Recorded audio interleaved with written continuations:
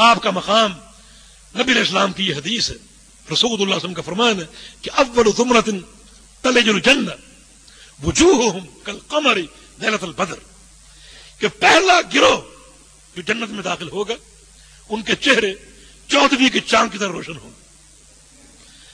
ان کی نشانی کیا ہوگی؟ اللہ اکبر، یہ عہد الحدیث کے لیے حدیث ہے۔ ان کی نشانی کیا ہوگی؟ فرمایا کہ قلوبہم علی قلب رجل واحد، ان کے دلوں کو اگر آپ ٹٹولیں گے، حالانکہ ان کی تعداد ہزاروں اور لاکھوں ہو سکتی، کروڑوں ہو سکتی، لیکن جب ان کے دلوں کو آپ دیکھیں گے، ٹٹولیں گے، تو ایسا محسوس ہوگا جیسے ان سب کے دل ایک شخص کے دل کی مانند، عقیدے کی وحدت، عمل کی وحدت، طریقہ نماز ایک، طریقہ حج ایک، مشرق کا ہو مغرب کا ہو، عربی ہو عجمی ہو، اہل الحدیث کی دعوت، ان کا عقیدہ منہج ایک ہے۔ باقی جماعتوں کو یہ مقام حاصل نہیں، وہ کہتے نہیں مقلد ہونا چاہیے، کسی ایک مذہب کی تقلید کر لو، حنفی ہونا بھی صحیح ہے، شافعی ہونا بھی صحیح، حالانکہ مذاہب میں آپس میں زمین و آسمان کا اختلاف ہے۔ تو ان کے قلوب ایک شخص کا قلب ہو ہی نہیں سکتے۔ جماعت اسلامی بڑی جماعت، لیکن اتنا اختلاف مناہج کا، یہاں سارے حنفی، ہندوستان میں سارے حنفی، سعودی عرب میں اپنے آپ کو سلفی کہتے ہیں، افریقہ میں مالکی، حتیٰ کہ عمان میں عبادی، عقائد کا اختلاف، جماعت ایک ہے، تبلیغی جماعت، تبلیغی جماعت، ہم ان کے مناہج کو آج اپنانے کی کوشش کر رہے ہیں، ہمارے پاس ہیرے جواہرات، لیکن ہم اغیار اہل بدعت کا تشبہ، کتنی خطرناک حقیقت۔ اب ان کے افراد کو آپ دیکھ لیں، بھئی جیسی مرضی نماز پڑھو، جیسے مرضی حج کرو، جیسا مرضی عقیدہ ہو، بس تبلیغ کرو۔ ان کے قلوب ایک شخص کا دل ہو ہی نہیں سکتے، یہ مصداق ایک ہی جماعت، اس حدیث کا ایک ہی جماعت۔ تو یہ آپ کا شرف اور مقام ہے، یہ پہلا زمرہ جنت میں داخل ہونے والا، جن کی شناخت یہ ہے کہ تعداد تو بے شمار ہوگی، مگر ان کے قلوب شخص واحد کے دل کی مانند، ایک ہی عقیدہ، ایک منہج۔ یہ حدیث جماعت اہل حدیث پر منطبق ہوتی، تو یہ آپ کی شان اور مقام ہے۔ ہم میں تمیز ہونا چاہیے، وہ اعلیٰ اخلاق اپنائے، اعلیٰ سیاست، اور وہ سلف صالحین کا طریقہ، اور پھر تمیز کے ساتھ دیکھیں ایک اہل حدیث اگر کسی غیر حدیث سے ملے گا تو مقام کس کا گھٹے گا، کس کا بڑھے گا۔ جیسے دودھ کو اگر پانی سے ملا دے تو دودھ کی قیمت کم ہوگی یا نہیں ہوگی؟ کم ہو جائے گی۔ سونے میں اگر ملاوٹ مل جائے تو سونے کی قیمت کم ہوگی یا نہیں ہوگی؟ عہد الحدیث جو اس امت کا قائد، سب سے اعلیٰ باعتبار عقیدے کے، منہج کے، کسی غیر سے ملے گا تو عہد الحدیث کا مقام ہی کم ہوگا۔ جب مقام کم ہوگا عند الناس بھی عند اللہ بھی، تو میرے خیال میں دعوت کی کامیابی نہیں ہو سکتی۔ بندہ اللہ کے لیے اور اللہ کے دین کے لیے کس قدر مخلص ہے، ایک پورے تمیز کے ساتھ اگر دین کا کام کرے، اقامت دین ہمارا کام ہے، اور کامیابی اللہ کی توفیق سے، اور اللہ رب العزت کامیابی دینے کے لیے ان ظاہری وسائل کا محتاج نہیں کہ ہم اپنے ہاتھ میں یہ امور لے لیں، اللہ کی توفیق کے بغیر ممکن نہیں ہے۔ اور اللہ کی توفیق کیسے حاصل ہوگی، کس کو حاصل ہوگی؟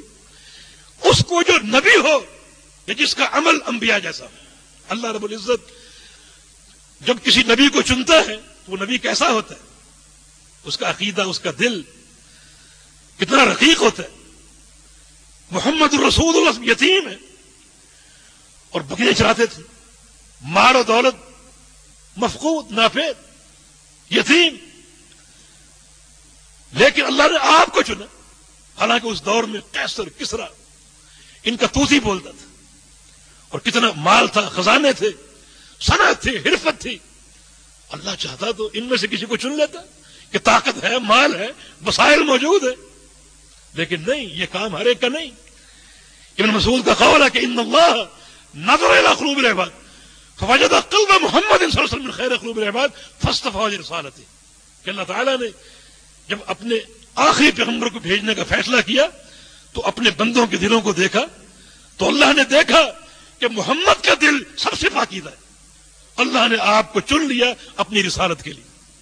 تو یہاں پاکیزہ قلب چاہیے، ظاہری طاقت ہو یا نہ ہو، وسائل ہو یا نہ ہو، یہ کام ہر ایک کا نہیں، یہ کام نبی کا ہے، یا اس کا جو نبی کے منہج اور اس کے مشن پر قائم ہو، نبی کے خلق پر قائم ہو، نبی کے عقیدے پر قائم ہو، اور کوئی فرق نہ ہو۔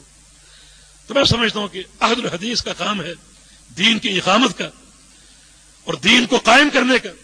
ہمیں چاہیے کہ ہم ان حوالوں سے اپنے منہج پر غور کریں اور یہ تمیز جو ہماری شان ہے یہ پیدا کرنے کی کوشش کریں. امام شافعی کا قول آپ نے سنا کہ اہل الحدیث ہر مقام پر اور ہر جگہ ایسے ہیں جیسے اللہ کے پیغمبر کے صحابی اپنے دور میں تھے. اس قدر میں تمیز تھا. یہ تمیز ہو تو بحمدللہ یہ کامیابی جو حاصل ہو رہی ہے بحمدللہ مزید اس کی رفتار تیز ہو جائے. مزید اس کی رفتار.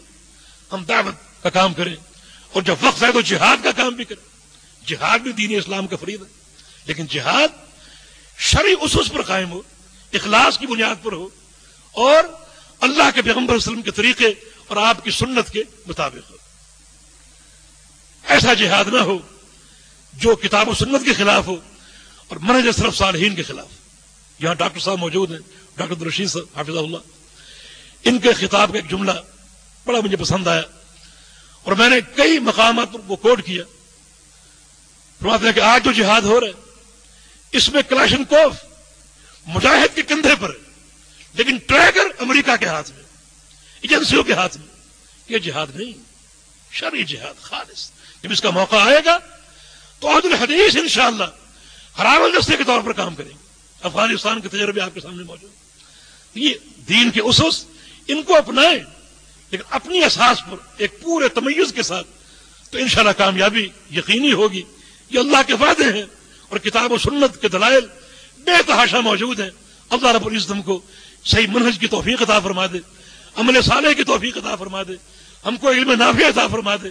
اور یہ پروگرام جن مقاصد عظیم مقاصد کے تحت منعقد ہو رہا ہے اللہ تعالیٰ وہ سارے عطا فرما دے اور سارے آسان بنا دے اور ہم کو صحیح معنی میں سلف صالحین کے طریقے اور ان کے منہج کی اتباع کی توفیق عطا فرما دے. اقول قولی ھذا واستغفر اللہ لی ولکم واخر دعوانا الحمد للہ رب العالمین.